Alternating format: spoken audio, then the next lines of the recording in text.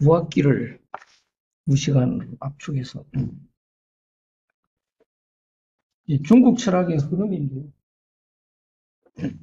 중국 철학의 발원지는 한국입니다. 중국이 아니고.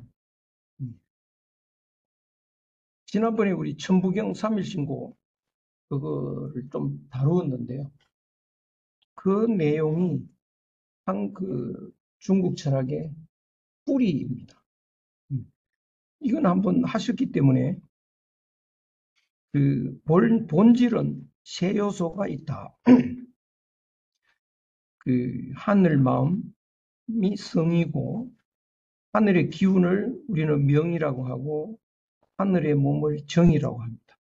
사람이 대입하면 몸과 기운과 마음과 기운과 몸 이렇게 돼 있고, 이건 한번 하셨으니까 그냥 넘어가죠. 이게 한국 철학의 기본인데요. 동서항쟁 시대의 이제 시작인데요. 동서의 문화와 민족의 차이. 이 옛날에 이 대륙에 동쪽, 서쪽 이렇게 전혀 다른 민족이 살았습니다. 문화도 다르고 모든 게 다 달랐는데요. 이제 중국 중심으로 봤을 때 오른쪽을 동이족이라고 합니다. 우리가 동이족이라고 하면 안 되겠죠. 우리는 그냥 이족인데요. 문화권은 이제 흑도 문화, 정신 문화를 숭상하고요. 하늘을 중시하고 인의 문화, 이걸 이제 공자는 이걸 인으로 정리를 했습니다. 서쪽은 화하족이고 채도 문화, 도자기를 굽는데 채색을 합니다. 동쪽은 채색 없이 검은색으로 단색으로 하죠. 물질 문화를 숭상하고요. 땅을 중시합니다. 그래서 이런 문화를 지혜 문화 이렇게 정리를 합니다. 그런데 이 이족과 화하족이 가운데서 충돌을 하는데요. 그래서 혼란해지고 그 혼란을 극복하는 방법은 세 가지 방법이 있습니다. 동이족 중심으로 극복하는 방법, 화하족 중심으로 극복하는 방법, 중용 사상을 통해서 극복하는 방법. 이 세 방법인데요. 제일 좋은 건 중용입니다. 그래서 중용의 내용은 동쪽 사람의 마음, 그 마음이 바탕이 되고 지적인 문화가 지업이 되는 그런 상태로 이제 융합되는 게 중용입니다. 지와 인이 이렇게 모여 있는 거, 함께 있는 건 결합일 뿐인데요. 이거는 언제나 떨어질 수 있는, 그냥 같이 붙어 있는 거고요. 융합이라는 거는 그 인의 마음이 속에 있고, 이 속에 있는 인의 마음이 밖으로 퍼져나와 지의 문화로 되는 것. 그래서 이것은 하나가 되는 겁니다. 융합에서요. 이것이 중용입니다. 그런데 처음에는 이제 그 중용을 이룬 사람이 있는데 바로 요임금의 중용적 조화입니다. 그래서 인과 지의 융합을 통한 중용을 내세운 게 요임금이고요. 그래서 인과 지, 이 두 요소가 있는데 인이 뿌리, 속에 해당되고 지는 지엽이고 바깥에 있는. 그래서 지는 그 인하고 별개가 아니고요. 지는 인이 자연스럽게 드러난 모습이 되는 것, 이것이 중용입니다. 그런데 그 인과 지로 분류해서 보면 인이 핵심이고 뿌리이고 본질이고 그래서 인이 지보다가 중요합니다. 지는 외형이고 그래서요. 그래서 그 중용의 그 요임금이 후계자가 중용을 실천할 수 있는 사람이 되면 좋은데 그렇지 못할 경우는 자연히 동쪽 사람이 개성을 할 수밖에 없습니다.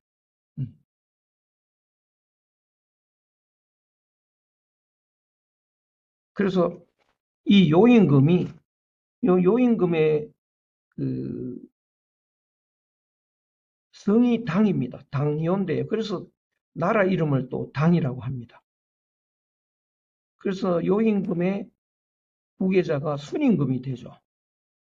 순임금은 동이족입니다. 네, 그래서 인의 요소가 강하죠. 순임금 이름이 성이 우기 때문에 순임금의 성이 우기 때문에 나라 이름을 우라고 합니다. 그래서 당우 이렇게요. 그런데 이제 중용이 그 순임금으로 가면 좀 정신적인 것으로 좀 강화가 되죠. 그래서 중용을 하려면 다음에 서쪽으로 후계자가 가는 것이 이 순리입니다. 그래서 우라고 하는 사람이 순임금의 후계자가 됩니다. 그 우의 나라가 하라고 하는 나라 이름이 합니다. 그런데 우 다음에 다시 동이족으로 후계자가 되면 이게 그 원만한데요. 자기 아들한테 넘겨줍니다. 그 나라를 하라고 하죠.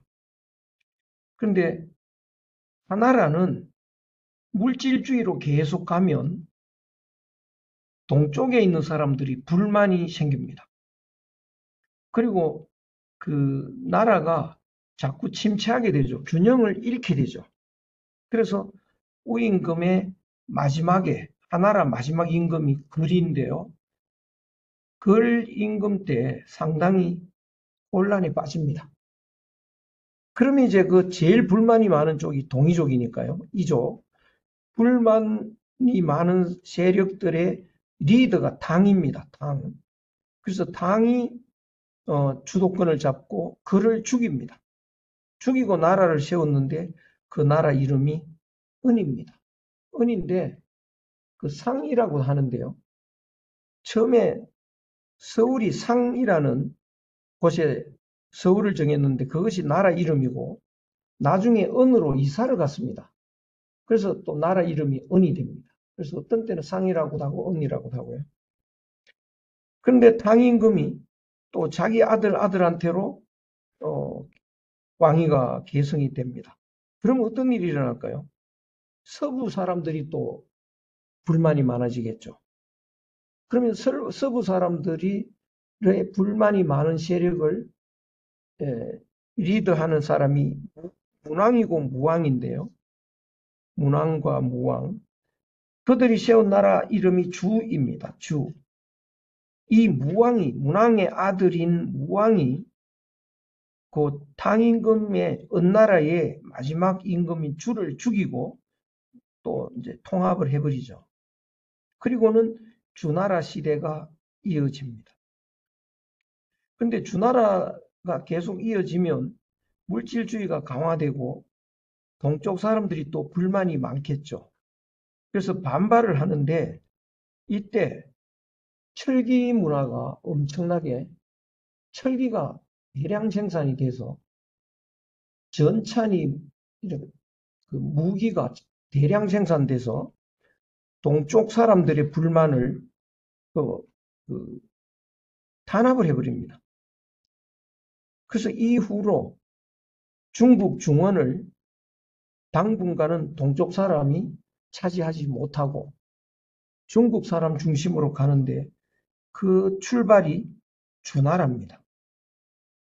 근데 반발은 계속되고 계속 또 무기로 탄압을 하니까 혼란에 빠지는데 그 혼란기를 춘추전국이라고 합니다. 그래서 이 역사에서 보면 중용이 행해졌던 가장 이상적인 시대를 요순시대라고도 하고 그거를 대동사회라고도 합니다. 큰 대자, 같을 동자 모두 크게 하나가 된 사회죠. 그리고 요 우임금부터 요 춘추전국 이전까지를 아주 나쁜 시대도 아니고 아주 좋은 시대도 아니고 조금 편안하다 그래서 소강이라고도 합니다. 그래서 가장 이상적인 걸 대동이라고 하고 그 다음을 소강이라고 하고 가장 혼란스러운 시기를 춘추전국이라고 합니다. 그래서 이제 그 주나라 이전은 중국 역사가 아닙니다. 예. 우리 선조들인 동쪽 사람과 서쪽 사람이 항쟁하는 시대였고요. 중국 문화로서 자리 잡기 시작한 건 주나라 때부터입니다. 그래서 주나라의 건국과 동서항쟁이 이제 끝이 나고 이제 춘추 전국 시대의 혼란기로 접어듭니다. 이 혼란은 굉장히 장기화되기 시작합니다. 춘추 전국이라는 것은 춘추 시대, 전국 시대 이렇게 분류할 수 있는데 춘추 시대는 공자의 춘추라는 책에서 다룬 시대입니다. 이때는 왕의 권위가 남아 있었던 시대고요. 전국시대, 춘추시대가 끝나고 전국시대로 접어드는데 이거는 유향이라는 이 한나라 때 사람이 전국책이라는 책에서 다룬 시대입니다. 이때는 왕의 권위가 사라지고 제후들이 자기들이 주도해서 왕을 무시하고 전쟁을 마음대로 하던 그런 시대입니다. 그래서 춘추전국이라고 하는 것은 대단히 혼란한 시대가 수백 년 이어지니까 그럴 때는 어떤 일이 일어나느냐 하면요. 수많은 사상가들이 등장을 해서 그 해결책을 제시합니다.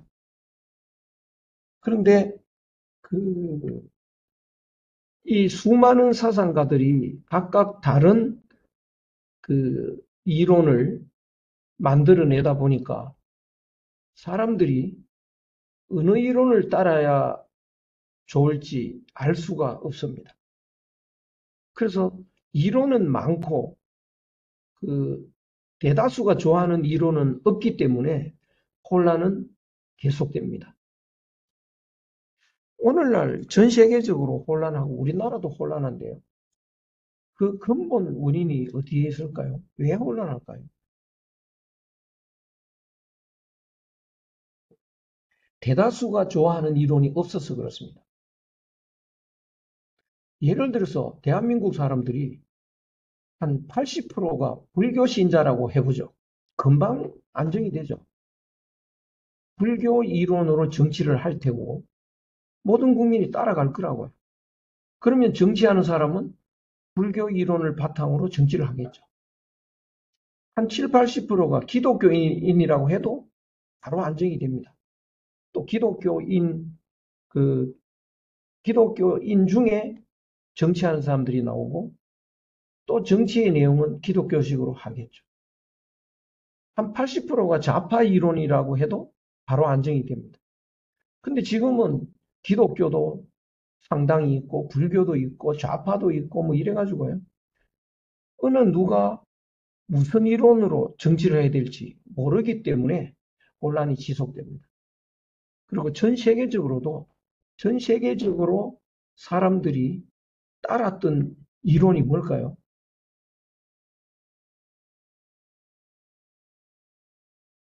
지금까지는 서구 근세 철학이죠. 그 철학의 뿌리는 칸트입니다. 그래서 칸트 철학을 바탕으로 만들어진 그 정치학, 철학, 또 그 법학, 경영학, 심리학 이런 것을 바탕으로 우리들이 살고 있었죠. 그런데 이제 그 칸트 철학 이제 약효가 떨어졌습니다. 더 이상 이 많은 사람들이 따라가기에 알맞지 않은 철학이 되니까 이제 대부분의 사람이 좋아하는 철학이 없어진 거죠. 그래서 온 세계가 곤란합니다. 그러면 춘추전국 시대에 사상이 너무 많이 횡행해서 혼란한데 이 혼란은 언제까지 지속될까요? 바로 대부분 사람이 좋아하는 이론이 나올 때까지입니다. 대부분 사람들이 좋아하는 이론이 나오면 정치가들 중에 순발력 있는 사람이 바로 그 정치로 그 이론으로 정치를 하겠죠. 그러면 대부분의 사람들이 따르겠죠. 그러면 안정이 옵니다. 그래서 춘추 전국시대 이렇게 보면요. 역사 흐름의 법칙이라는 걸 제가 좀 정리를 해봤습니다. 네. 이거는 역사학자들이 아직 하나도 이런 이야기는 안 한 것 같아요. 그러니까 역사학자들은 이런 흐름을 잘 모르는 거 아닌가 싶어요. 역사는 사계절의 흐름처럼 음양으로 번갈아가며 순환한다. 이거 제가 만든 법칙들입니다. 아마 언젠가 역사학계에서 받아들이지 않을까 싶은데요.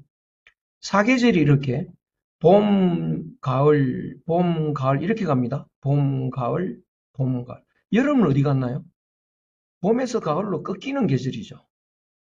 겨울은 가을에서 봄으로 꺾이는 계절이죠. 그래서 음양, 양음 이렇게 가는 거를 양을 봄이라고 하고 음을 가을이라고 하면 봄, 가을, 봄, 가을 이렇게 가는 거죠.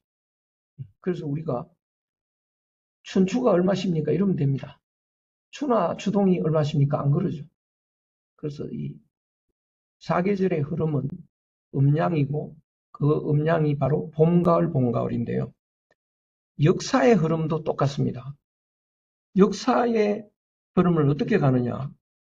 인간에게 그 두 요소가 있는데 바로 마음과 몸입니다. 마음이 양이면 몸은 음입니다. 그런데 역사는 주로 우리는 산다는 게 마음 챙겼다가 몸 챙겼다가 하는 건데요. 이 역사는 700년에서 800년 이렇게 길게 마음 챙기는 시대가 한번 쭉 갑니다. 마음을 중시하는 시대가요. 그 다음에는 몸을 중시하는 시대가 또 한 몇백 년, 수백 년 갑니다. 또 마음을 중시하는 시대, 몸을 중시하는 시대 이런 식으로 갑니다. 마음을 중시하는 시대는 종교가 발달하겠죠. 몸을 중시하는 시대는 물질적인 것이 발달합니다. 과학이 발달하죠. 그래서 역사는 이렇게 흘러간다. 예. 시대 정신, 그래서 이 마음 중심으로 흘러가는 이 시대 정신은 마음 철학이고, 가을, 몸 챙기는 시대의 시대 정신은 몸의 철학입니다. 그런데 시대 정신이 바뀔 때는 새로운 시대 정신이 정착할 때까지 긴 혼란기가 이어집니다. 마치 사계절하고 비슷한데요. 사계절도 이게 봄이 쭉 가다가 보면 초기에는 사람들이 몹시 기분 좋아합니다. 따뜻하니까. 근데 후기로 가면 어떻게 되나요? 뜨거워지기 시작하는 거죠. 그럼 여기서 사람들이 이제 반발합니다. 더위가 싫다. 나는 추위가 좋다. 이쪽으로 갑니다. 근데 또 일부 사람들은 더위가 작년에 그 추위보다 낫잖아. 또 더위를 좋아하고요. 아니야. 추위를 좋아하고 더위를 좋아하고 이렇게 혼란해지죠. 그러다가 거의 대다수가 이제 더워서 못 살겠다라고 할 때 가을이 옵니다. 예. 초기에는 굉장히 기분 좋죠. 시원하고요. 말기로 접어들면 이제 추워지기 시작합니다. 그래서 꽁꽁 얼어붙으니까 추워 죽겠다. 나는 따뜻한 것이 좋다. 그래도 여름에 더위보다 낫잖아. 또 이렇게 계속 갈등을 하다가 이제 마지막에는 추워서 못 살겠다. 대부분이 그렇게 될 때 봄이 오죠. 그래서 이렇게 안정을 했다가 혼란기가 이어지고 또 안정기가 오고 혼란기가 오고 이렇게 역사가 발전합니다. 그 다음에 혼란기가 이어지는 원인은 대부분의 사람이 좋아하는 이론이나 철학이 없기 때문이다. 시대 정신이 변함없으면서 철학의 한계가 왔을 때는 중간 정도의 혼란기가 온다. 무슨 소리냐면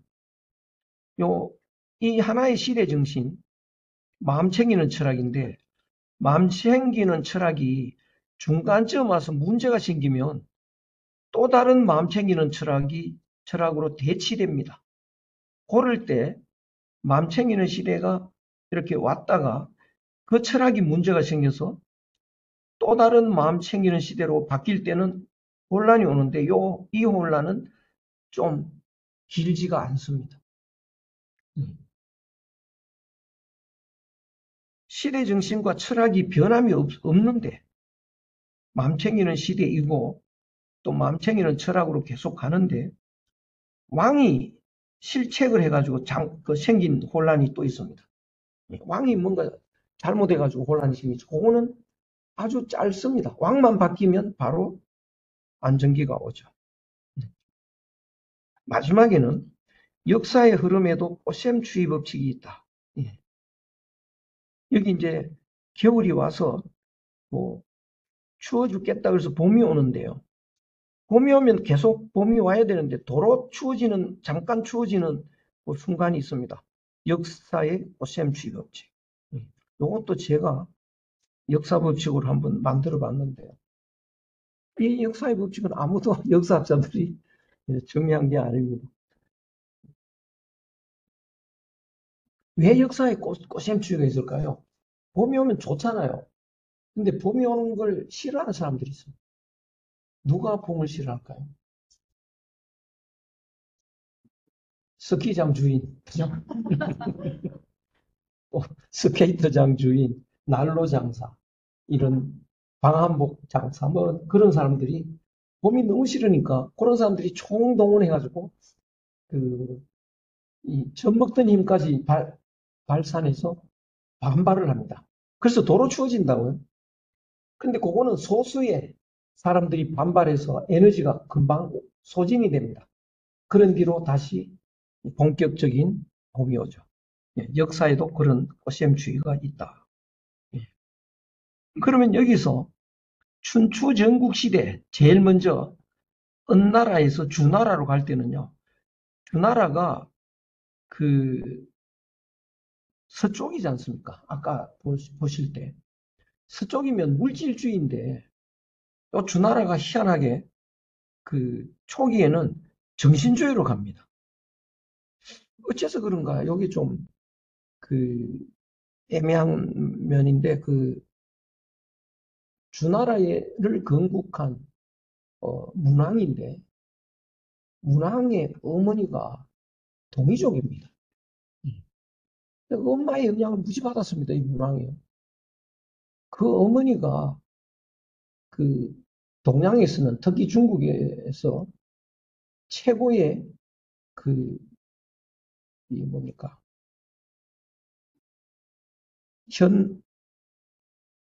현모양처죠. 현모양처. 그래서 그 이름이 태임입니다. 태임. 임자가 맡길 임자인데 클태자 맡길 임자. 그래서 우리나라 여자들 이름에 임자가 많이 들어갑니다. 그 태임을 이제 사모해서 사임당 이런 거는 이제 태임을 서성으로 삼겠다. 뭐 이런 뜻이고요. 우리나라 지금도 뭐 제임, 뭐 이름, 오김, 뭐 금임, 임자 많이 씁니다.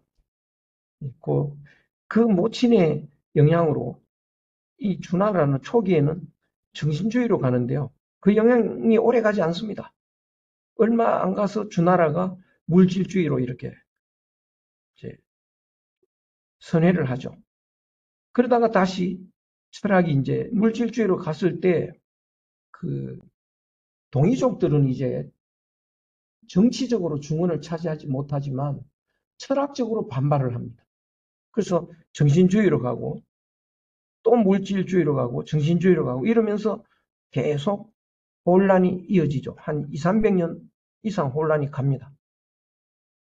근데 마지막에 물질주의가 이제 크게 한번 곽강을 받을 때가 옵니다. 그때부터 이제 다시 안정된 물질주의, 몸을 챙기는 시대로 이렇게 흘러가는 거죠.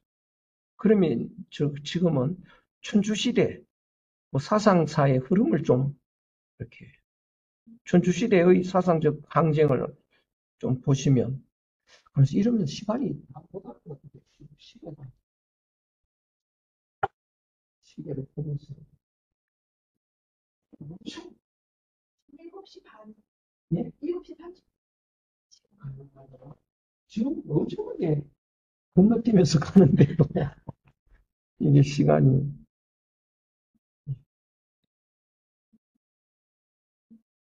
아이고, 엄청나게 시간이 갔습니다. 그 주나라가 쭉 정신주의로 가다가 주나라 그 본래는 물질주의적인 성향이 있기 때문에 그 동양의 은나라 그 이전에 은나라가 정신주의였고 종교가 왕성하고 하늘을 중시하는데 천명사상이 정치에 깔려 있습니다. 그러니까 우리나라 사람들은 아직도 이런 옛날 5천 년 전부터요. 지금까지 변함지 않고 있는 그 대통령은 아무나 내는 게 아니다. 하늘이 정지해야 된다. 이런 말을 하는 사람도 있고 꽤 있습니다. 이건 5천 년간 줄기차게 천명사상입니다. 하늘이 명한다는 거죠. 그러니까 이 천명사상을 주나라가 그걸 악용을 하는데요. 하도 동쪽 사람들이 반발을 하니까 이제 어떻게 설명하느냐 하면 우리 주나라가 은나라를 멸망시키고 나라를 통합한 게 우리도 귀찮고 싫은데 하느님이 그렇게 명해서 어쩔 수 없이 했다. 이렇게 그거를 이제 정치적 천명사상이라고 합니다. 그러면서 이제 하늘 사상이 엷어지기 시작하죠. 그래서 하늘 사상을 반발하고 나오는 게 뭐냐? 패권주의가 나옵니다. 이 그 물질주의는 몸을 강조하는 철학이고 몸을 강조하면 힘을 강조하는 거죠. 그래서 이 중국 서쪽 사람들이 정권을 잡으면 조폭 사회처럼 바뀝니다. 조폭이 주로 힘쓰는 사람들이 모임이지 않습니까? 그래서 이 서쪽이 중심이 되면서 이제 조폭이 되면 그 패권주의가 반드시 나옵니다. 우리나라에서도 요새는 뭐 그런 조폭이 없는데 뭐 동대문에 이제 조폭이 하나 있고 명동에 조폭이 있고 이러면 조폭은 같이 상생을 잘 못합니다. 예. 두목끼리 싸워서 한 사람이 전체를 통괄하는 두목이 돼야 직성이 풀리지 함께 살기를 못하는 겁니다. 이 조폭들은요. 그것을 패권주의라고 하는 거죠. 그래서 이 춘추시대 때 이 제후들이 함께 살질 못하고요. 패권을 차지하려고 그 엄청난 그 투쟁을 하는데 그 패권주의 철학에 제일 먼저 나오는 게 이제 그 관중의 그런 패도 정치입니다. 그 힘으로 제 나라가 패권을 제일 먼저 차지했죠. 그러다 보니까 이제 온통 싸움판이 되고, 예, 온통 싸움판이 됐는데 그때 그 물질주의 철학이 그게 문제다. 그래서 싸움이 일어났다. 라고 주장하는 철학자가 나오는데 어느 쪽에서 나올까요? 그런 철학자는 바로 동쪽에서 나오겠죠.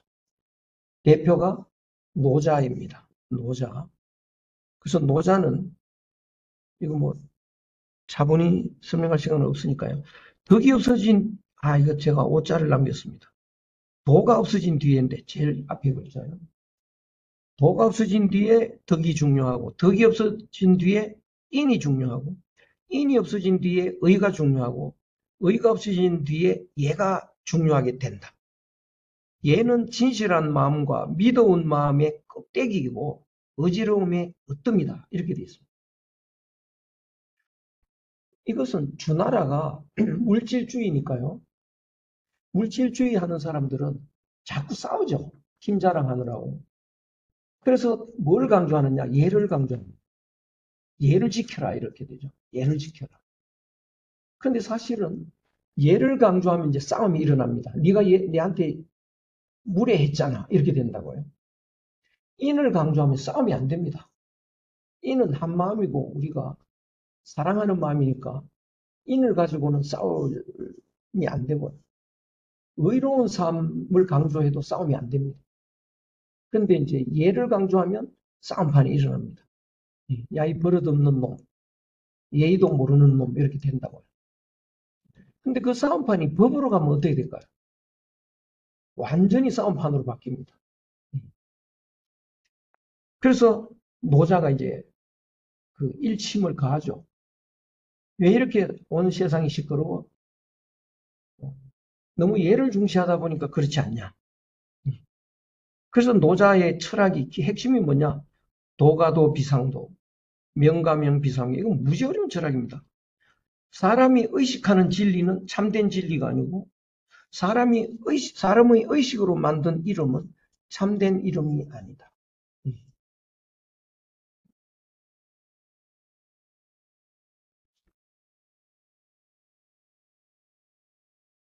이게 남산 기슭인데 남산은 남산이잖아요. 그게 진짜 남산인가요? 진짜는 남산이 아닙니다. 색적 뭔가요?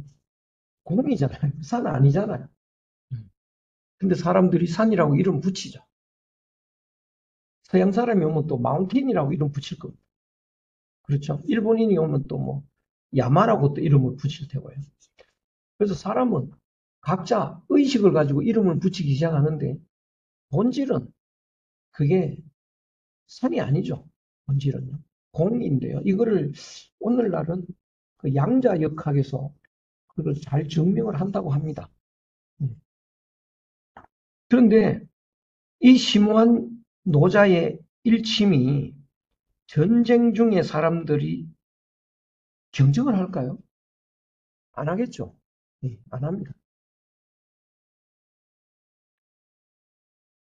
그래서 누가 나오느냐? 공자가 나오죠. 노자가 너무나 심오한 정신만 이야기하니까 물질주의 사람들이 그거 못 알아듣지 않냐. 그러면 어떻게?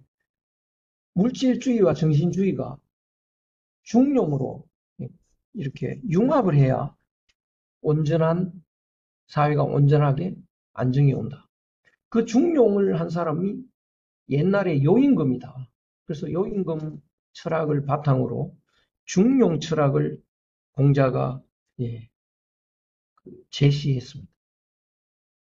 이 중용은 빈틈이 없고 그 부작용이 없습니다.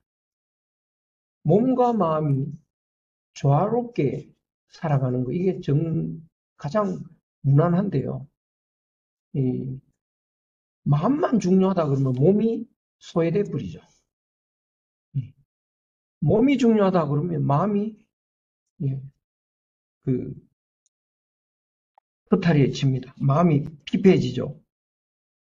그래서 공자는 그 중용을 내세웠습니다. 몸도 챙기고 마음도 챙기고 마음도 챙기고 몸도 챙기고 몸과 마음이 조화를 이루어야 된다. 그런 삶이 가장 안정된다. 그런데 정상적인 시절에는 공자 철학이 가장 정답이 되는데 굶어 죽는 사람들이 잔뜩 있을 때는 공자 철학에 귀를 기울일까요? 안 기울일까요? 어떤 사람한테 기울이나요? 정신적인 게 무슨 의미가 있냐? 굶어 죽겠다.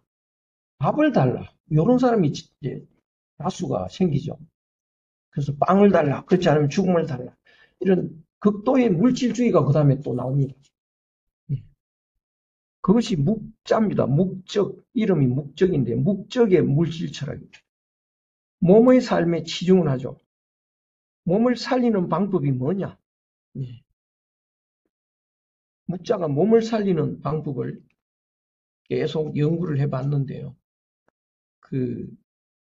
자기는 사람들이 배고파 굶어 죽으니까 농사를 지어서 먹여보려고 했습니다.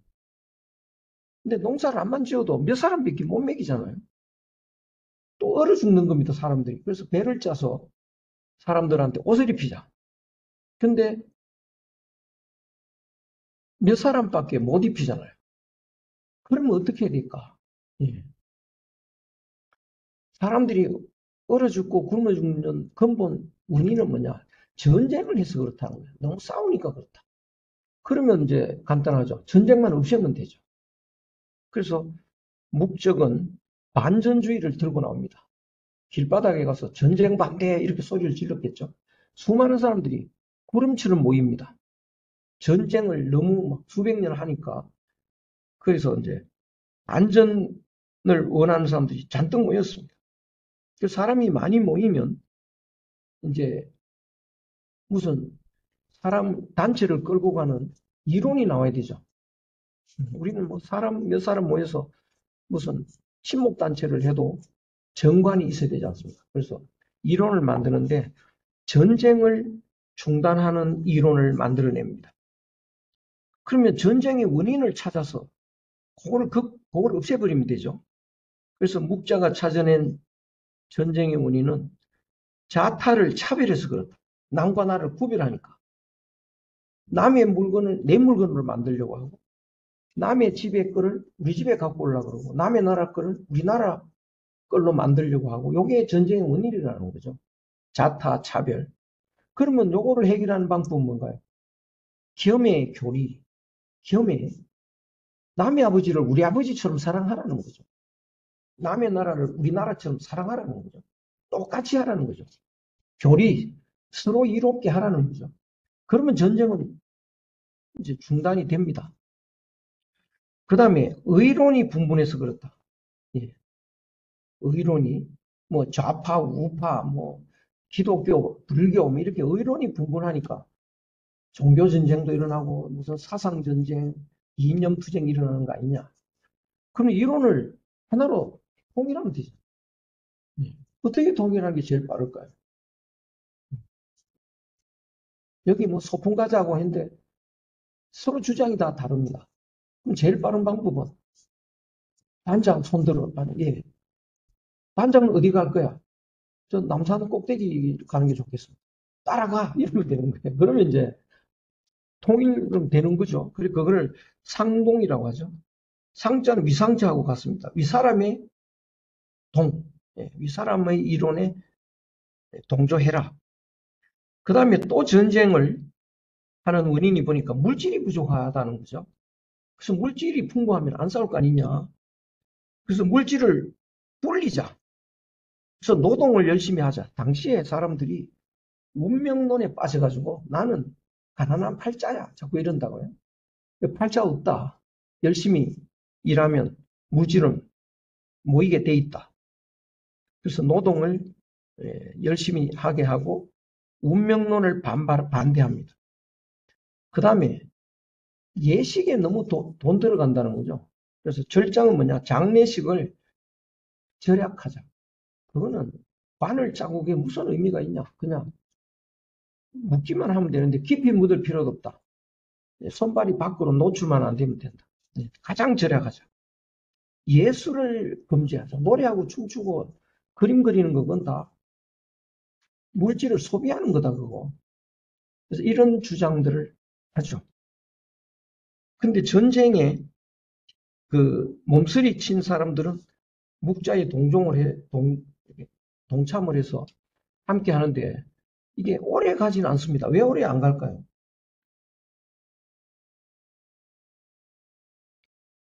남의 아버지를 우리 아버지처럼 사랑하라. 이거는 강압적으로 명령하는지 그게 명령하는 거지 자연스럽게 되질 않습니다. 모든 철학은 자연스러워야만 됩니다. 윗사람의 의견에 동참하라. 그게 안 되는 거죠. 윗사람이 엉터리면 그걸 동참할 수 없습니다. 그래서 이게 자연스럽지 않은데 강압적으로 하는 방식이라 오래 지속되지는 않습니다. 그런데 전쟁이 일어나니까 제일 믿었던 사람이 묵자인데 묵자가 이게 오래 가질 않죠. 그리고 묵자의 철학도 바탕이 욕심이기 때문에요. 욕심으로 만든 철학은 욕심 채웠을 때 변질이 됩니다. 오늘날 좌파 철학도 그 돈을 뺏어서 우리 나눠 가지자고 하는데 빼앗을 때까지는 단합을 하는데요. 정권을 빼앗자. 빼앗을 때까지 단합하는데 빼앗고 난 뒤에 욕심이 커져서 이제 투쟁이 일어나죠. 그래서 묵자도 똑같이 투쟁을 하느라고 피투성이가 됐습니다. 그러니까 이제 사람들이 묵적의 철학을 믿고 거기에 따라서 이제 동조를 했는데 결국은 더 비참해지니까요. 양주가 나옵니다. 양주는 역시 물질주의고 자기 몸의 삶에 치중을 하는데 극단적 이기주의로 나갑니다. 나의 머리카락 하나를 뽑으면 온 세상에 평화가 온다 하더라도 나는 하지 않겠다. 이게 이제 양주이죠. 극도의 이기주의입니다. 오늘날하고 비슷하죠. 오늘날 사람들이 누구를 믿었나요? 좌파를 믿었죠. 근데 좌파들이 성공한 뒤에 어마어마한 투쟁을 하잖아요. 소련이 그랬지 않습니까? 그래서 믿을 사람 없다. 그러면 어떻게 되나요? 이제 믿을 건 돈밖에 없잖아요. 극도의 이기주의로 빠집니다. 그것이 양주입니다. 그러니까 오늘날 사람들 극도의 이기주의로 빠지니까 돈밖에 몰라요. 그래서 왜 애를 안 낳냐? 손해보는 짓이잖아요. 그거. 이런 식으로. 그래서 극도의 이기주의가 나왔는데요. 여기서 그러면 전쟁은 끝이 나고 안정이 되느냐? 더 혼란스럽죠. 그래서 맹자가 다시 나옵니다. 공자를 이어받아서 중용적인 정신철학을 제시하는데요. 중용적인 거. 근데 맹자는 그 시대의 양주와 묵적이 너무나 횡행하니까, 예. 오늘날 전 세계적으로 이제 뭐 극성을 부리는 좌파, 극도의 이기주의, 뭐 이런 것이 횡행하니까 이거를 몰아내는 것을 목표로 삼았습니다. 맹자가요. 예. 그래서 양주 묵적과 전쟁을 하는 마음이 됐는데 물질주의를 몰아내려고 하니까 중용보다도 좀 더 정신적인 쪽으로 치우칩니다. 맹자가요. 그리고 맹자 철학은 겸의 슬, 묵자의 슬을 전부 다 부정합니다. 남의 아버지도 사랑해야지 해야 되는데 우리 아버지처럼 할 수는 없고 먼저 우리 아버지를 사랑한 뒤에 그 다음 단계에 남의 아버지를 사랑하자. 윗사람의 상동, 윗사람의 의견에 동조할 수가 없다. 윗사람의 의견이 옳을 때 동조하고 윗사람의 의견이 나쁠 때는 오히려 혁명을 해야 된다. 이게 이제 맹자의 분신유의 사상입니다. 장래나 예술 이런 것도 다 자연스러운 인간의 마음의 표출인데 그거 억지로 없애는 건 아니다. 그래서 공자의 중용 철학을 개선하는데요. 물질주의에 반발하느라고 상당히 정신적인 걸 강조합니다. 양의왕이 이제 맹자를 만나가지고 맹자 선생이 우리나라에 왔으니 우리나라의 이로운 정책을 좀 설명해 주세요. 이러니까 왕은 해필 이익을 말하느냐? 역시 인과 의가 있다. 인과 의를 그거를 따라가야지 이익을 하다 보면 온통 싸움판이 벌어진다. 그래서 정신주의를 들고 나오는데요. 혼란의 근본적 해결책을 제시합니다. 온통 난리가 난데 이거는 사건이 크게 터진 거죠. 사건이 크게 터진 거는 원인이 어디에 있을까요? 잘못된 정책입니다. 경제가 어려워지고 정치가 어려워지고 뭐 교육이 지금 망가졌고 이건 다 정책이 잘못됐죠. 그래서 사람들이 정책을 어떻게 하면 좋은 정책으로 바꿀까 거기에 고심을 하고 있는데요. 정책의 잘못된 원인은 바로 마음에 있습니다. 마음에 탈이 났습니다. 오늘날도 똑같죠. 그런데 사람들이 마음에서 원인을 찾지 않는 거예요. 그래서 오늘날 이 맹자의 철학이 굉장히 필요한 때가 왔습니다. 온 세상 사람이 마음에서 원인을 안 찾다 보니까 이 혼란이 되풀이 됩니다. 마음에 본래 마음이 있는데요. 본래 마음은 우리는 한 마음이라고 하고 하늘 마음이라고 하고 이걸 인의예지라고 합니다.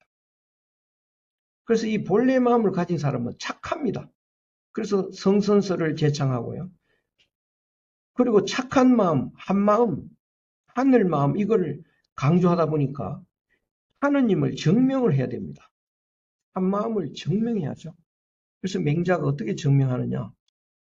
하늘 증명을 어떻게 하냐면 이 운물을 보시면 운물 A, 운물 B가 있는데요.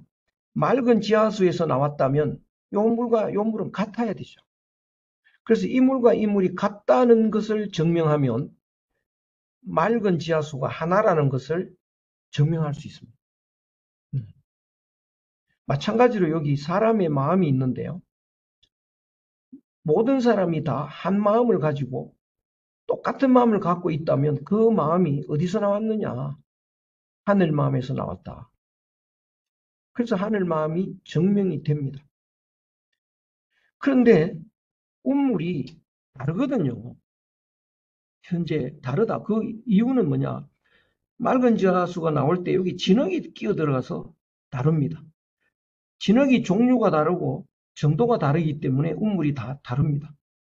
그러면 이 운물을 조사해서 하나의 지하수에서 나왔다는 걸 증명하기 위해서는 요 기구를 넣어가지고 진흙이 들어가기 전에 깊은 곳에 거를 길러내가지고 보면 이 두 운물의 뿌리가 같다. 그걸 증명할 수 있죠.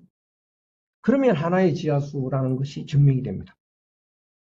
그것처럼 맹자는 그 사람의 마음이 왜 달라지느냐.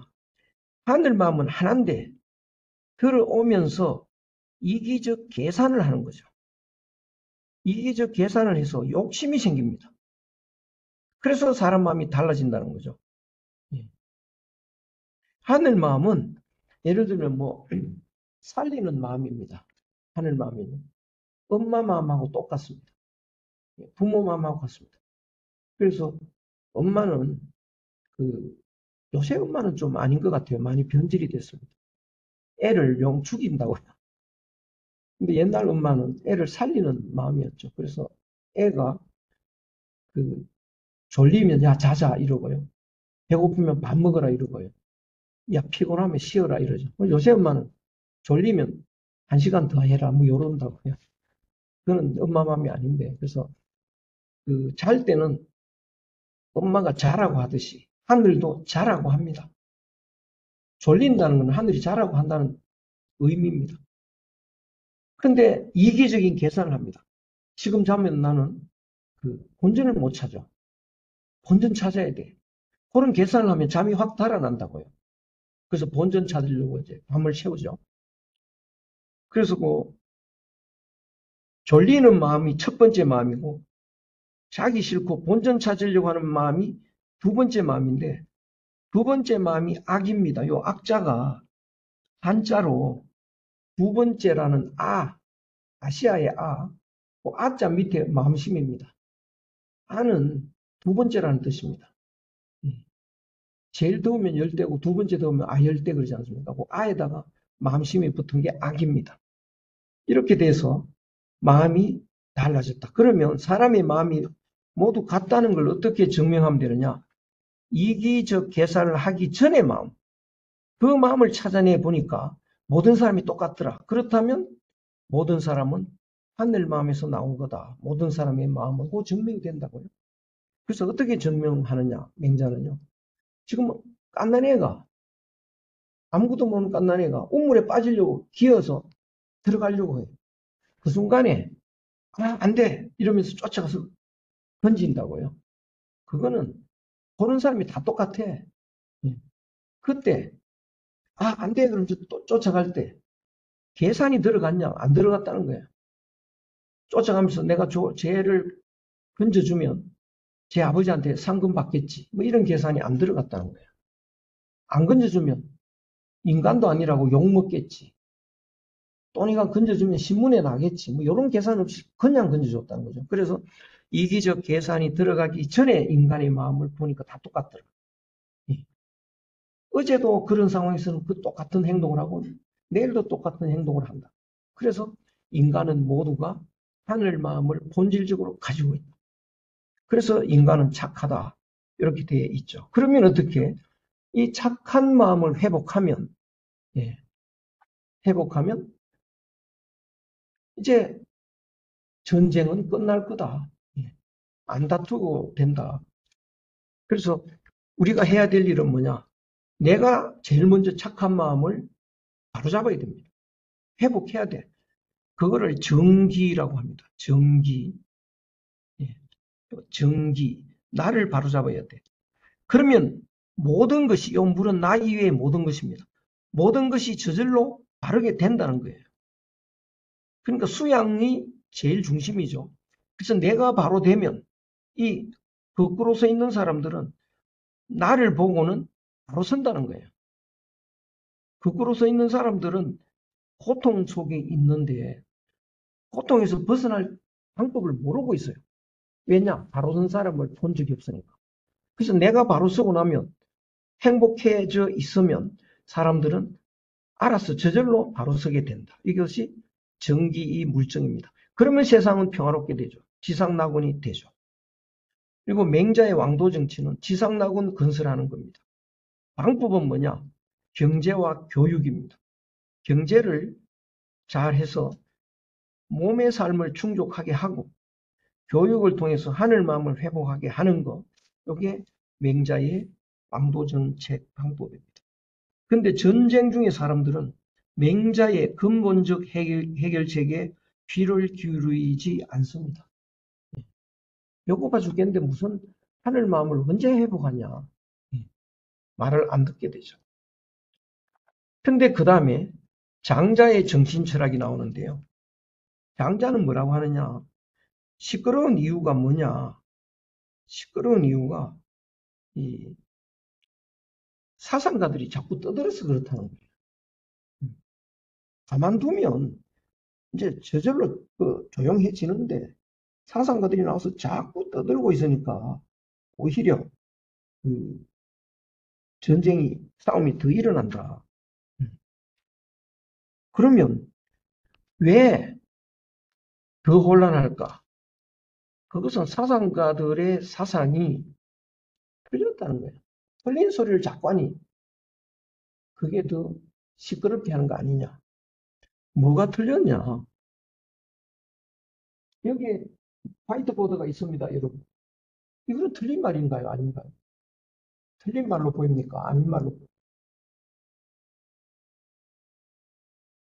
여기에 화이트보드가 있습니다. 맞는 말로 보이잖아요. 틀린 겁니다.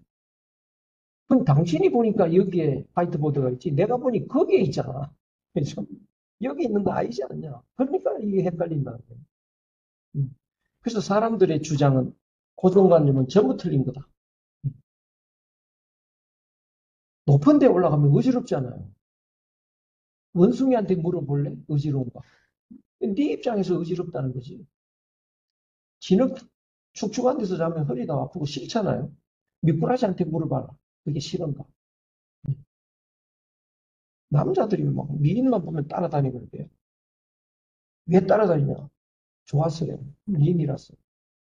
그 미인이 그 연못가로 가면 잉어는 도망가던데 사슴도 달아나던데 네가 좋아 보이는 건 네 입장이다. 장자가 아주 재미난 철학을 이야기합니다. 여희라는 그 아주 미인이 있었는데 여희 진나라의 헌공이 그 당시에 제일 강력한 나라의 임금입니다. 헌공의 부하가 여기를 본 거야. 야, 우리 데리고 가서 임금님한테 소개하면 나는 상을 받을 수 있을 것 같다. 끌고 갑니다, 이제. 그러니까 이 여기가 안 끌려가려면 질질질 끌려가면서 막 울고 불고 옷소매가 다 눈물로 범벅대고 이랬는데 끌려갔어요. 가놓고 보니까 평생 자보지도 못한 침대에 자고 평생 못 먹어본 음식을 먹고 성공의 사랑을 독차지하고 너무 좋은 거예요. 너무 행복해. 아, 내가 그때 안 왔으면 큰일 날 뻔했다. 왜 내가 울고 불고 그랬을까? 크게 후회를 했습니다.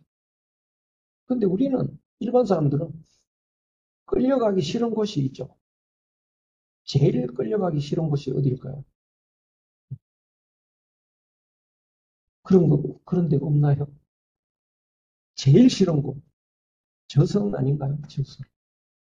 그래서 저승사자가 끌고 가면 뭐 난리치죠. 안 가려고. 근데 가놓고 보니까 이렇게 좋은데 내가 왜 안 오려고 발버둥 쳤는지 후회할 수도 있다는 거예요. 왜 지금 입장 갖고 자꾸 생각하냐고. 지금 입장에서 하는 판단 다 버려라. 틀렸다고. 아주 재미난 철학을 하죠. 그래서 장자 철학이 어떻게 이런 철학이 있을까? 그 핵심이 뭘까? 굉장히 궁금하잖아요. 보면 오른쪽에 보면 이제 혼돈이 살았고요. 혼돈이라는 요 임금이 가운데 살았고 저 북쪽에 홀이라는 임금이 살고 남쪽에 숙이라는 임금이 살았습니다. 홀과 숙이 혼돈한테 와서 놀았어요. 혼돈이 홀과 숙한테 대접을 잘해줬습니다. 그러니까 홀과 숙이 너무 고마웠잖아요. 그래서 혼돈을 가만히 보니까 다른 사람들은 다 얼굴에 구멍이 7개가 있어가지고요. 그걸 보고 듣고 냄새 맡고 밥도 먹고 하는데 혼돈은 구멍이 하나도 없어요. 그냥 우리 구멍 하나씩 뚫어주자. 하루에 하나씩만 뚫자. 뚫어줬는데 일주일이 되니까 혼돈이 죽어버렸습니다. 무슨 이야기일까요? 우리는 구멍 7개 갖고 있죠. 그럼 우린 죽은 거죠. 우리 살아있잖아. 그건 살아있는 거 아니다. 꿈 같은 거다. 가짜다. 진짜는, 진짜의 삶은 아니다, 이제. 예. 그래서 죽었다고 표현하는 거죠. 그럼 이게 뭐가 가짜냐, 이게. 옆에 제가 비유를 해놨는데, 얼음이 4개 있죠. 얼음이. 요 물입니다. 물에 얼음이 4개 있죠. 이 얼음이 4시지만 본질은 뭔가요? 물이지 않습니까? 이 얼음이 다 물이라고요. 그러니까 하나죠, 이게. 물이라는 차원에서 전부 하나죠. 근데 이 얼음에 눈이 생겼습니다, 여기. 눈이 요걸 보죠. 그럼 요건 보이고 요건 보고 있죠. 그래서 보이는 건 너고 보는 건 나라는 거죠. 이게 착각이라는 거죠. 눈이 안 생겼으면 하나죠, 그냥. 모양은 다르지만 하나죠. 물이잖아. 근데 눈이 생겨서 너다 나다 하고 판단을 하니까 물은 안 보이잖아요, 이제. 물은 없는 것처럼 돼 있습니다. 그래서 물을 잊어버리고 얼음이 물의 마음은 잊어버리고 모두 물의 마음이 있으면 모두 하나고 이게 진짜인데요. 물은 안 보이니까 물이라는 걸 잊어버리고 얼음 마음만 생겼습니다. 그래서 각각 남남인 줄 알죠. 이거는 가짜라는 거죠. 근데 이거를 이렇게 설명하면 이해가 될 듯도 한데 요새는 뭐 양자역학이 발달해가지고요. 이게 증명이 된답니다. 그러니까 이 우주에 물처럼 빈틈없이 가득하게 있는 것, 이게 양자라는 거예요. 그럼 여기 보이는 것은 양자의 덩어리라는 거죠. 그러니까 본질은 다 하나다. 다 같다. 그게 말이 된대요. 그러면 이제 우리가 여기서 어떻게 살아가나요? 너는 거기 앉아있고 나는 여기 서 있다. 여기 몇 사람이 있다. 밖에 나가면 또 많은 사람들이 있다. 이 책상이 있다. 이렇게 눈에 보이는 것만 진짜인 줄 알고 살아가죠. 이건 다 가짜죠. 진짜는 안 보이고 있죠. 그러니까 우리는 가짜의 삶만 산다. 그러니까 그건 죽은 거나 차이가 없죠. 그래서 이게 장자철학의 핵심이죠. 그러니까 이 가짜의 삶은 소꿉장난하고 똑같습니다. 꿈하고 똑같습니다. 그래서 장자가 이렇게 길을 가는데 애들이 소꿉장난하면서 아저씨 우리 같이 놀아요. 되게 재밌어요. 놀까요? 안 놀까요? 안 놀죠. 가짜 야 아저씨 저 보스 임금 시켜드릴게요. 같이 놀아요. 안 놀아요. 너희들끼리 놀아라. 그래서 장자가 한 날은 그 낚시를 하고 있었는데 호나라 임금이 국무총리로 모시려고 사신을 보냅니다. 그래서 장자 차비하라 그래라 내 임명장 보내겠다. 그래서 쫓아와서 장수님 빨리 이거 낚시할 때 아닙니다. 옷 갈아입고 좀 대기하십시오. 총리입니다 당신 막 이러니까 얘들아 앉아라. 거북이가 두 마리 있는데 한 마리는 저 진흙탕에 있다. 온몸이 진흙투성이고 허우적거리면서 먹을 걸 하나 먹고 또 허우적거리고 먹을 거 먹다 보니까 배가 고파. 그렇게 살아가는 진흙탕의 거북이가 있고 또 한 마리 거북이가 있는데 부잣집 아주 화려한 거실에 깨끗하게 니스칠을 해서 걸려 있다. 너는 어느 거북이가 좋겠냐? 얘들이 가만히 생각하다가 나는 진흙탕의 거북이가 좋겠네. 돌아가라. 나는 진흙탕의 거북이다. 이러했습니다. 그럼 거기에 있는 거북은 뭔가요? 죽었죠. 죽은데 거기 왜 있나요? 남 보라고. 그렇죠. 남 보라고. 그러니까 우리들은 죽어 있는 삶을 살면서 아침에 머리도 예쁘게 하고 뭐 얼굴도 꾸미고 또 좀 차려입고 왜 이럴까요? 남 보라고요. 그래서 우리는 정신을 차리고 가짜에서 벗어나고 꿈은 깨야 됩니다. 그래서 그 본질은 뭐냐? 요 왼쪽에 있는 본질은 도라고 하고 이걸 고양이에 비유할 수도 있고요. 어머니의 자궁일 수도 있고 이게 하늘이고 이게 자연입니다. 그러니까 장자는 딱 하나 조심해야 될 게 이 본래에서 벗어나지 않아야 되는 거죠. 이게 기독교식으로 하면 선악과를 따먹는 겁니다. 그래서 타향으로 나가지 않기만 하면 됩니다. 여기에서요. 여기에만 있으면 무위하는 게 없습니다. 무언 말도 없습니다.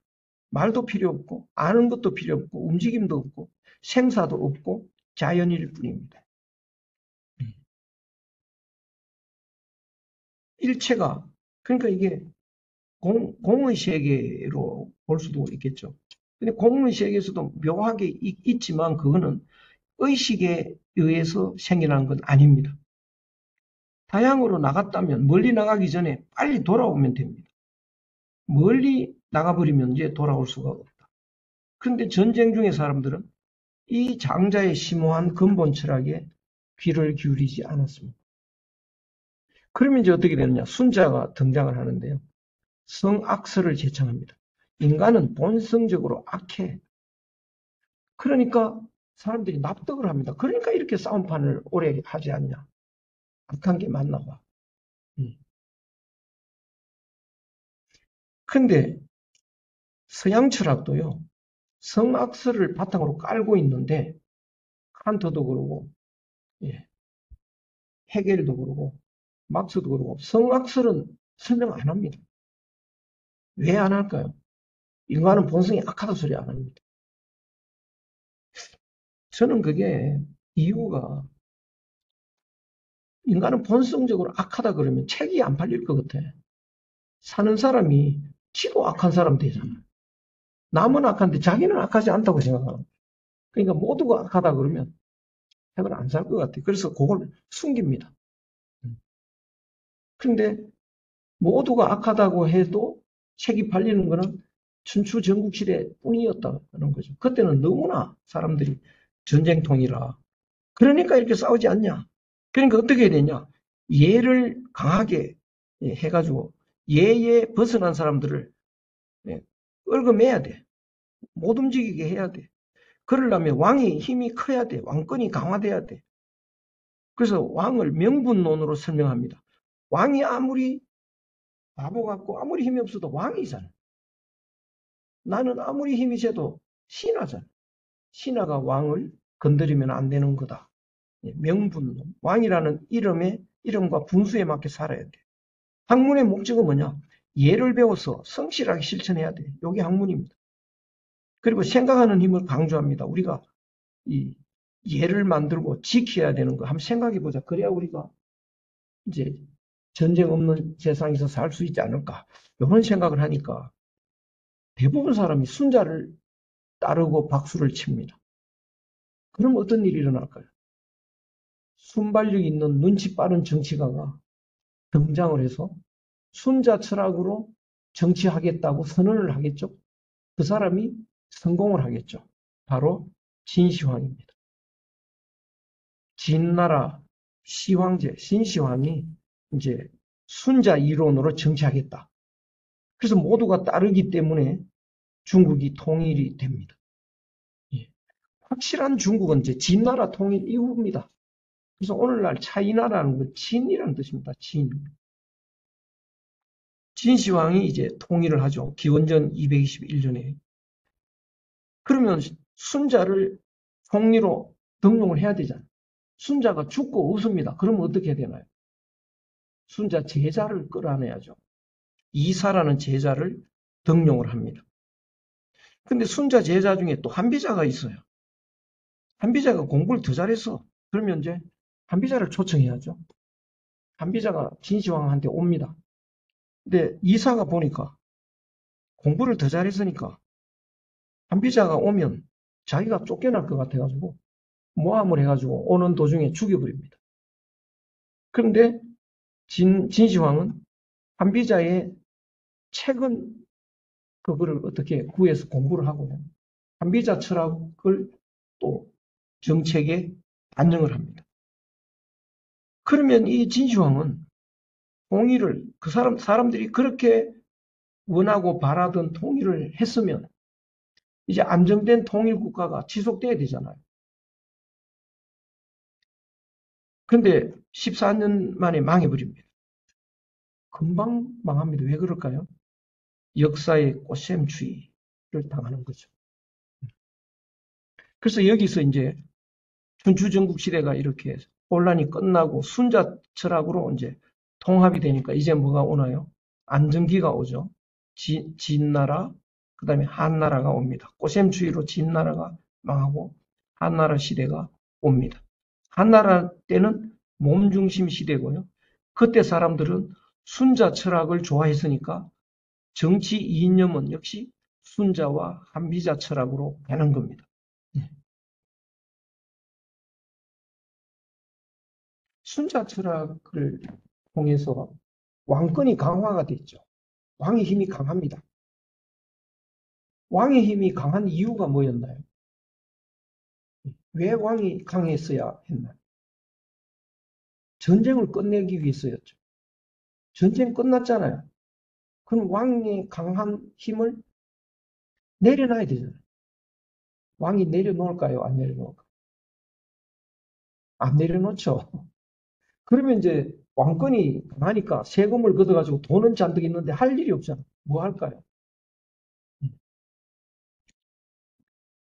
결론은 딱 정해져 있습니다. 기생 파티 맨날 하는 거죠. 그래서 장락궁이라는 걸 지어가지고 궁 이름이 길이 즐긴다. 그래서 장락궁에서 맨날 파티하고 있습니다. 그러면 그 비용을 백성들이 세금으로 충당해야 되잖아요. 백성들이 반발하죠. 반발하니까 이제 의용학자들이 달래는 철학이 나옵니다. 의용 철학이에요. 그 달래는 철학이 이제 삼강이라는 거죠. 삼강. 임금은 신하의 별이다. 그래서 그 삼강 철학은 굉장히 나쁜 철학인데요. 그게 유교의 핵심처럼 돼 있어. 한나라 중기 때 나오는 철학입니다.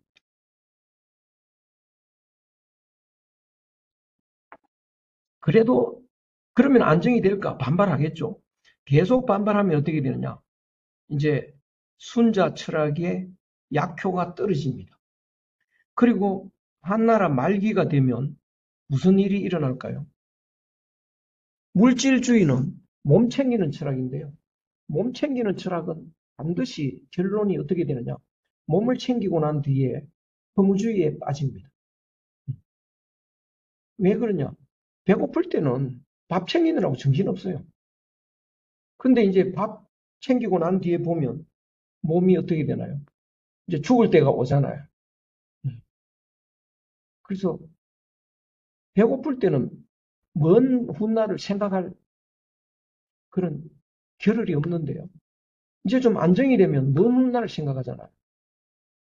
30년 후에 우리는 어떻게 살까? 50년 후에는 우리 어떤 방식으로 살까? 이런 생각을 해보면 어떻게 사나요? 뭐 항아리 하나 하거나 땅 속에 있거나 그렇겠죠. 허망해지죠. 그 사람이 허무주의에 빠져버립니다.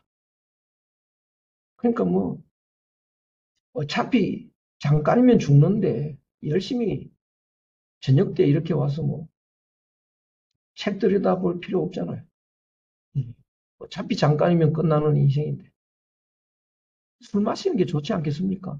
이게 무슨 뭐 허망한 인생에 뭐 이런 걸 합니까? 그 사람들이 그만 술이나 먹고 이러지 진지하게 생각을 안 합니다. 술 먹으니까 배만 부르지. 이제 마약으로 갑시다. 마약. 그래서 한나라 말기에 마약이 개발돼가지고요. 지식인들이 오석산이라는 그 가루약인데요. 그걸 마시면 해롱해롱 하면서 이렇게 이제 그러면 정치가 안 되죠. 그래서 한나라가 멸망하고 그러면 한나라가 순자 철학으로 정치를 했는데 순자 철학이 약효가 떨어졌죠. 그럼 무슨 철학으로 해야 되나요? 없잖아. 그럼 어떻게 되나요? 혼란기에 빠지죠. 그래서 한나라 말기에 혼란기에 접어드는데 위진남북조. 예. 이것도 한 200년 이상 갑니다. 엄청난 혼란기에 빠집니다.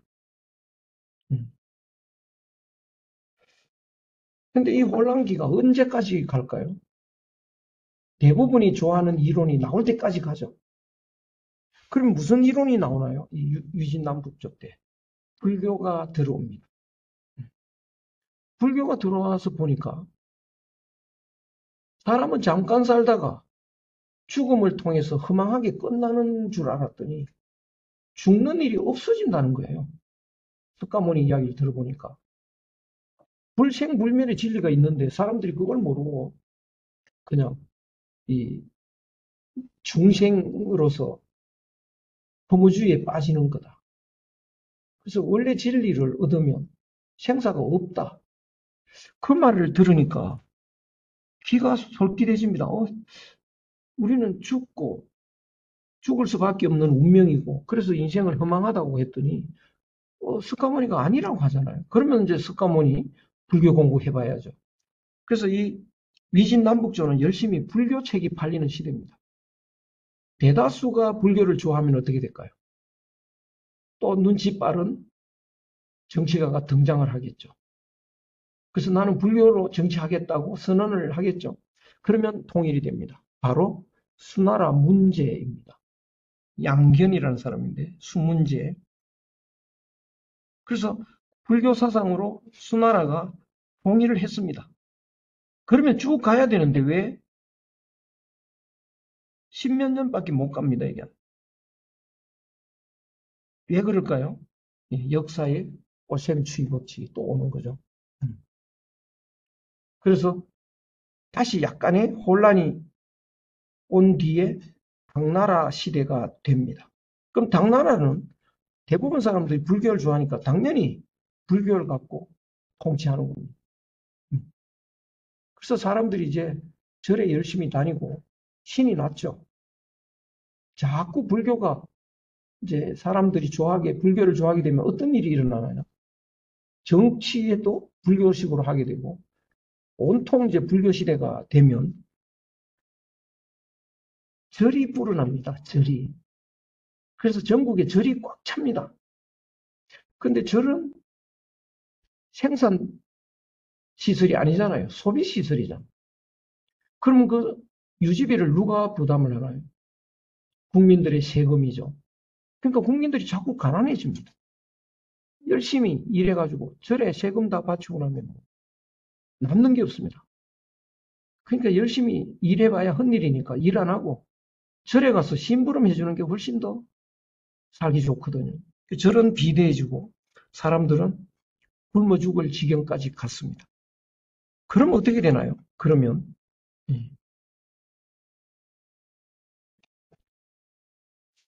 어떻게 될까?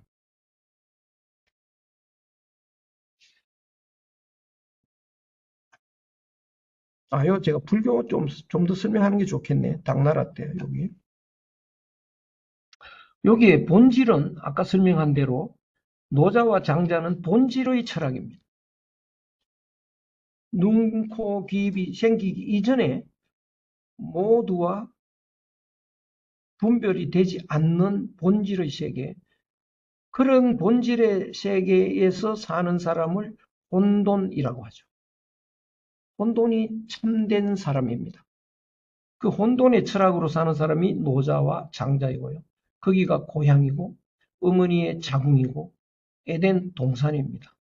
그런데 사람들이 구멍이 뚫리면서 나라는 걸 만들어 버렸죠. 너라는 걸 만들었죠.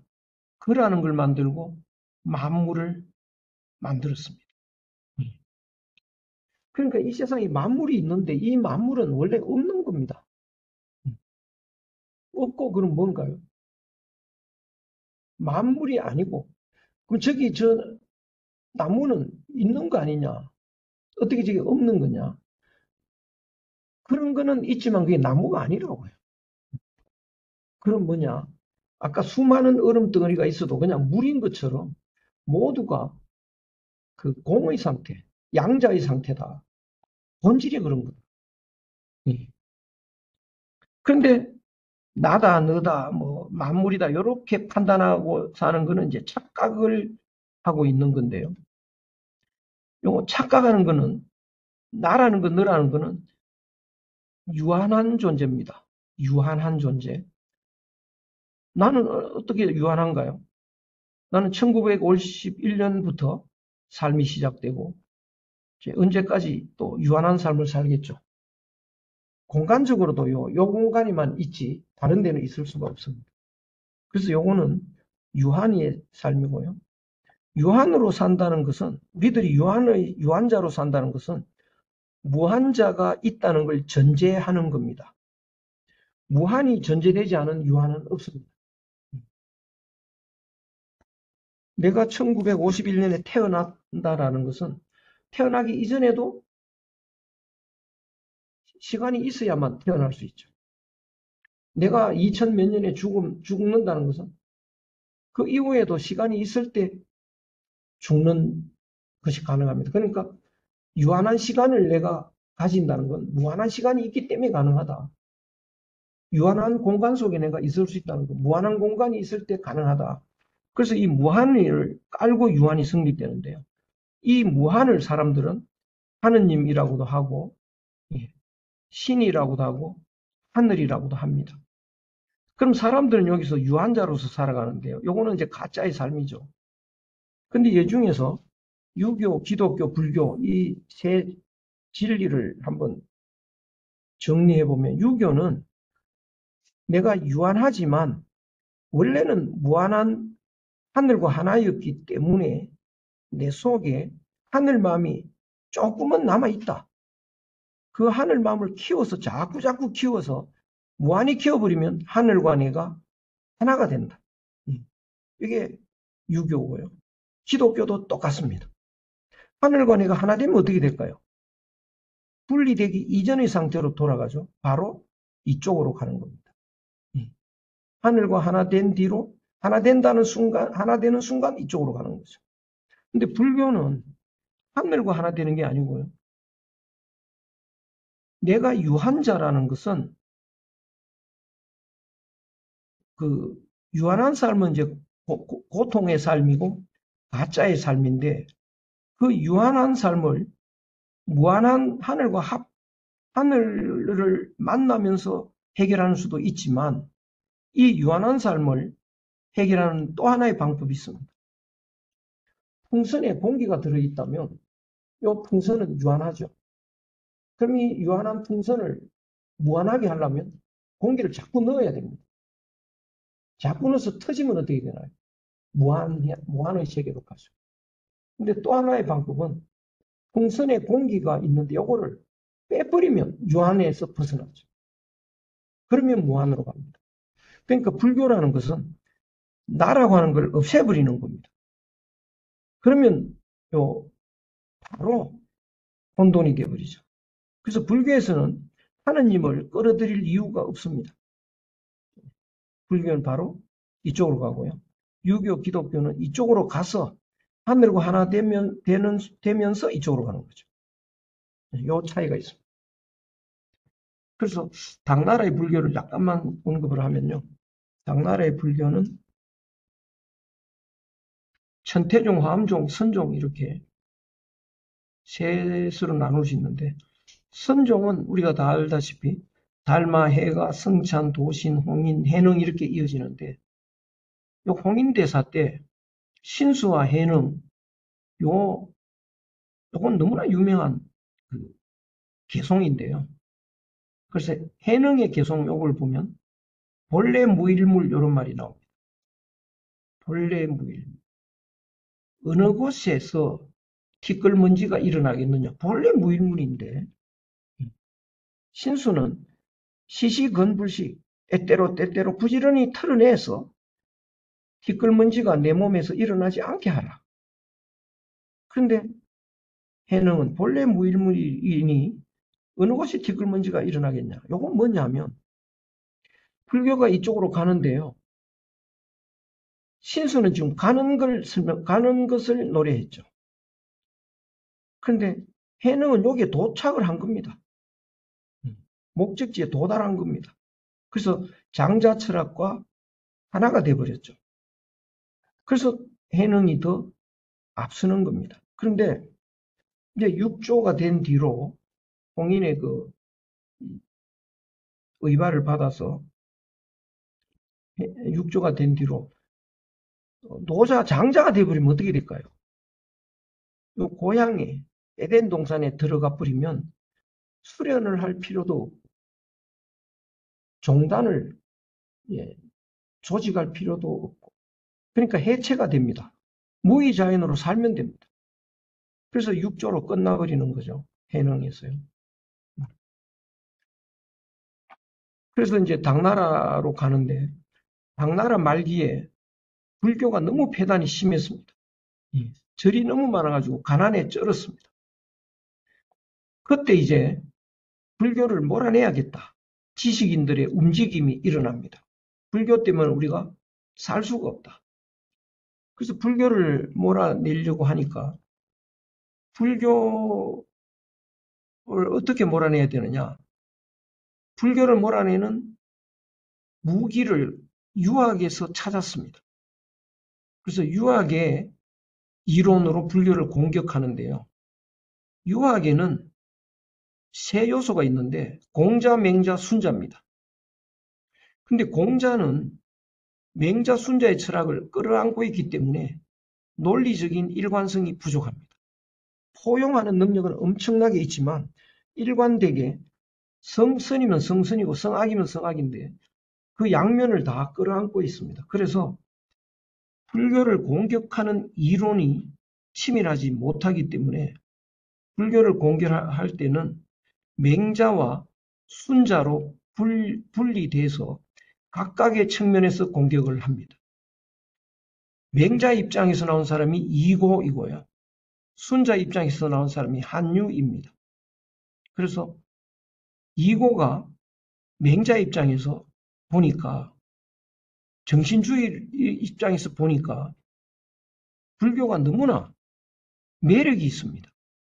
바로 해탈론이죠. 생사를 초월하는 해탈의 철학이 있죠. 그러니까 이고는 불교를 공격하는데 주저할 수밖에 없다고요. 너무나 매력이 있으니까요. 이건 어떻게 해결하면 될까요? 쉬는 시간도 막 다 지났는데 이게 좀 쉬어야 되나요? 계속 할까요? 좀 쉬었다가 할까요? 이 속도면 다 끝나기가 어렵다 싶으면 조금만 쉬었다가 좀 더 빠른 속도로. 예.